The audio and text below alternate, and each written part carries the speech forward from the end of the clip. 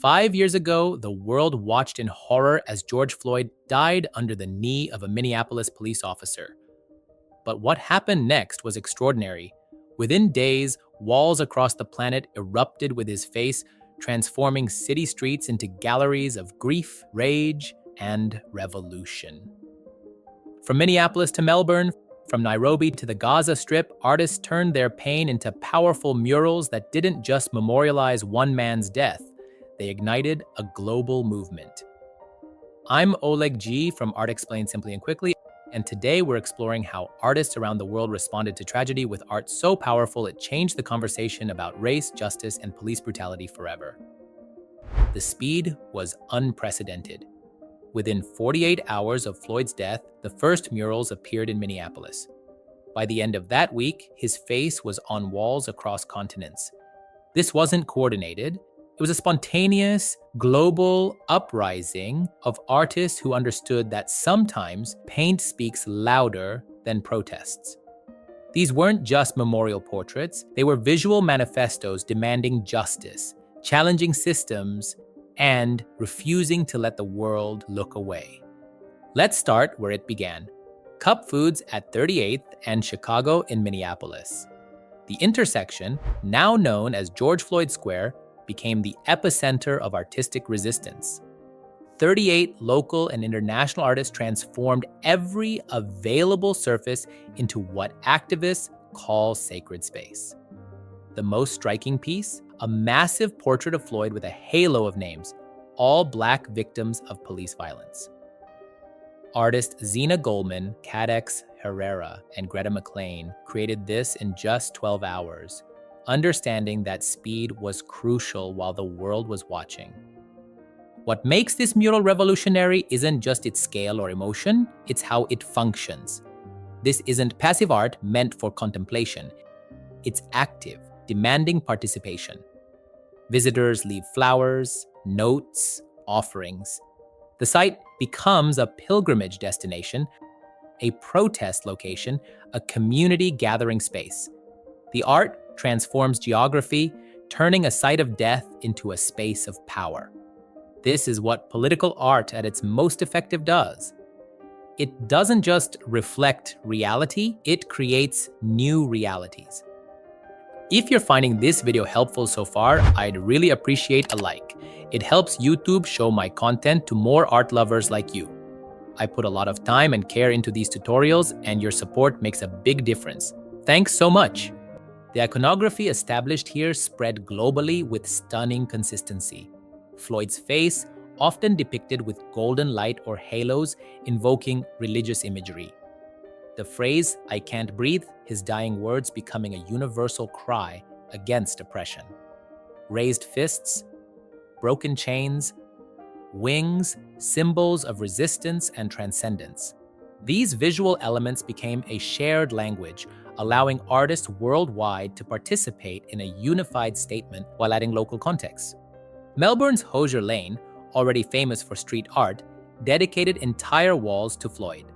What's remarkable is how Australian artists connected his death to Aboriginal deaths in custody, creating murals that linked American racial violence to Australia's own systemic racism. Artists at Lushsu painted Floyd alongside Aboriginal victims, making explicit that police brutality isn't uniquely American, but part of global patterns of racial oppression. In Syria, artist Aziz Asmar painted Floyd's portrait on the ruins of bombed buildings in Idlib, adding Arabic text reading, "I can't breathe." The location is profound, connecting American state violence to Syrian state violence, suggesting that whether by police knee or government bombs, authoritarian violence against civilians is universal. The mural argues that Floyd's death resonates even in war zones because oppression takes many forms. Kenya's artists created some of the most politically charged responses. In Nairobi's Kibera slum, artists painted Floyd alongside African victims of police brutality, with text in Kiswahili reading, "Haki yetu," our rights. The mural explicitly connected American racial violence to colonial and post-colonial violence in Africa.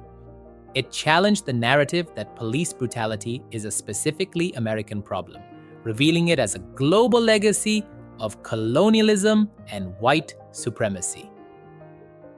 The Gaza Strip produced perhaps the most geopolitically complex mural. Palestinian artist Ayman al-Hawsari painted Floyd's face on the Israeli separation wall, adding, "Palestine stands with Black Lives Matter." This linked the Palestinian struggle against occupation with Black Americans' struggle against police violence. The visual parallel, a knee on Floyd's neck, military occupation of Palestine, created a powerful statement about interconnected oppressions. Berlin's muralists took a different approach. Artists transformed sections of the East Side Gallery, remnants of the Berlin Wall, into Floyd memorials. The symbolism is layered, painting symbols of contemporary oppression on a historic symbol of division and tyranny.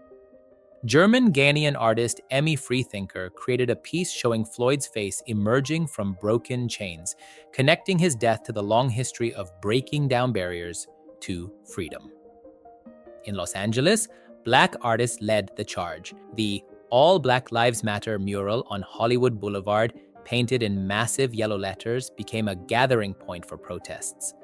But smaller, more intimate pieces appeared throughout South LA. Muralist Christy Sandoval created a piece in Leimert Park showing Floyd surrounded by monarch butterflies, symbols of transformation and migration, suggesting his death could catalyze change. Brazil's favela artists connected Floyd to their own experiences of police violence. In Rio de Janeiro, the group Coletivo Diamante Negro painted Floyd alongside Brazilian victims of police brutality. The mural's text in Portuguese read, "Vidas negras importam," Black Lives Matter, but also included statistics about police killings in Brazilian favelas, making clear that racialized police violence is a pan-American crisis. The technical aspects of these murals deserve attention. Unlike traditional memorial art, which often takes months or years to plan and execute, these works emerge with guerrilla immediacy. Artists used techniques adapted to urgency. Bold outlines for visibility, limited color palettes for impact, simplified features for quick recognition. Many incorporated protest aesthetics, stencils, wheat paste posters, spray paint, tools of street activism applied to memorial art. The durability question is fascinating. Many cities that normally remove graffiti immediately chose to preserve Floyd murals. In Manchester, UK, the City Council placed protective barriers around Axi P19's Floyd portrait after it was repeatedly vandalized. This official protection of illegal street art reveals how these works transcended typical art vandalism divisions to become recognized cultural heritage. Corporate and institutional responses created complex dynamics. When Instagram filled with black squares for Blackout Tuesday, street artists responded with murals critiquing performative activism. NFT artists began minting Floyd tributes, raising questions about profiting from tragedy. Museums rushed to acquire protest artwork, potentially neutralizing its radical messages. These tensions reveal ongoing struggles about who controls narratives of resistance. The influence of these artworks extends beyond aesthetics. They provided visual focal points for protests, appearing on signs, shirts, and social media. They created physical spaces for community gathering and mourning. They pressured local governments. Areas with prominent murals often saw increased political action. The art didn't just reflect the movement, it helped build and sustain it. Some murals explicitly addressed policy demands. Chicago artist Raman Static created a piece showing Floyd's face transitioning into a list of demands: defund police, invest in communities, and qualified immunity. This transformation of memorial into manifesto shows how political art can move from mourning to mobilization. The visual impact draws viewers in. The text radicalizes them. The psychological function of these murals matches their political impact. For Black communities, seeing Floyd's face honored on walls provided a form of collective healing. The mural said, "Your pain is seen, your loss matters, your demands are valid." For non-Black viewers, the omnipresent imagery made ignorance impossible. You couldn't navigate cities without confronting Floyd's face, and by extension, the reality of police violence. International murals often included local languages and contexts, creating a global dialogue. In Tokyo, artists added Japanese text about solidarity. In Paris, murals reference French police violence against African immigrants. In Johannesburg, artists connected Floyd to apartheid victims. This localization globalized the movement while respecting specific contexts. 5 years later, many murals remain, though some have been removed or defaced. The question of preservation versus evolution continues. Should these works remain static memorials or evolve with the movement? Some artists regularly update their pieces, adding names of new victims, reflecting ongoing injustices. Others argue the original work should stand as historical documents of a specific moment of global uprising. The legacy of Floyd murals extends beyond individual artworks. They've inspired new models of rapid response activist art, established visual vocabularies for racial justice movements, and proven art's capacity to shape political discourse. Museums now study them as significant 21st century political art. Universities teach courses on protest aesthetics using these murals as primary texts. If you're moved by how artists transform tragedy into catalyst for change, hit that subscribe button right now and join our community of art explorers.